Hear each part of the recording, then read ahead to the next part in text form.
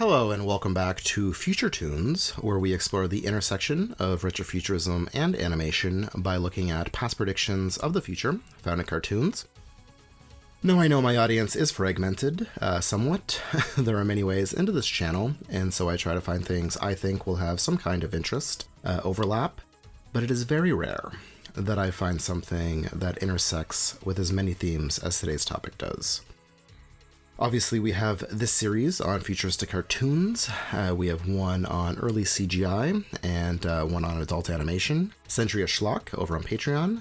Sleepcore as well, which features some obscure, weird media.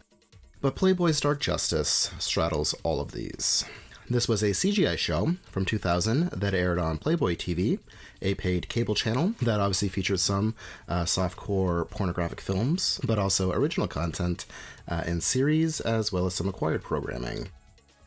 I didn't realize this history dated back as far as it did, and learned that back in the 80s they would actually air classics of world cinema, like Fellini's Roma, late at night. I know that some older European films got lumped in with porn or grindhouse movies due to their nudity, so I guess this makes sense.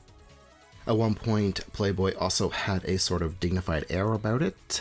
It was classy, at least that's how it was marketed. It was less about sex and nudity, as it was selling a lifestyle, but I feel like a lot of that was gone by the millennium when Dark Justice premiered. This show was produced by Veronica Hart and Michael Nin. Boogie Nights director Paul Thomas Anderson described Hart as the Meryl Streep of porn. While her on-screen career peaked in the early 80s, she maintained an active role within the industry as a producer and director, including directing segments for Electric Blue, which aired on Playboy TV. In addition to producing Dark Justice, she also provided the voice of main character Justina, who we will get to in a bit. Nin, who also directed the series, actually produced many films that could be filed under the cyberpunk aesthetic, like Latex and its sequel Shock, which were apparently adapted into video games. What I have been able to find on them, it seems like they were FMV games similar to Night Trap, so basically an interactive movie. He also seems to have a reputation of being something of a porn auteur and was known for producing more artistic adult films. Maybe that's why he was chosen for this, because there really isn't a whole lot to base it on. There had been several fully CG TV shows by 2000 and decades worth of explicit adult animation. Again, we have whole series dedicated to this stuff, but at this point, the technology was new, and this sort of animation was played for shocker humor. Dark Justice seems a lot more sincere in its eroticism and appears to be less novel than something like Once Upon a Girl or Tarzoon. I read an interview with executive producer Claire Zarumk, where she claimed a motivating factor behind Dark Justice was innovation, that Playboy strived to come up with new and different ways to explore sexuality in a way that hadn't been done before. Original animated content also presented cross-promotional opportunities, obviously a comic, online, and in the magazine. These were both considered should the show become a hit. Playboy seemed to have been 100% behind this and believed it would take off, but unfortunately it didn't. Before we get into why that might be, let's look at the series itself. Now, only 2 episodes of the 20 produced are available, so we aren't really working with the most here, working with what we have. Aesthetically, Dark Justice is in line with The Matrix, which came out the previous year. Lots of sleek leather, latex, neon green. It is set in gritty Metro City in the year 2120. This is a dystopian future where crime is rampant. We don't necessarily find out why or how we got there. It's a lot like Spicy City, which we covered previously. We get pimps, crooked cops, and a mysterious vigilante who has been taking justice into their own hands. This is revealed to be Justina, hero of the series. Like other superheroes, she lives by a code. She doesn't kill. In fact, the opposite.